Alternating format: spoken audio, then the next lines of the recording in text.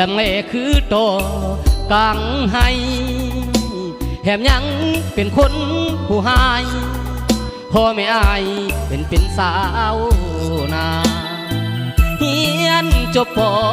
.4 การศึกษาที่อายได้มาหูดีน้อยสักเหียงนา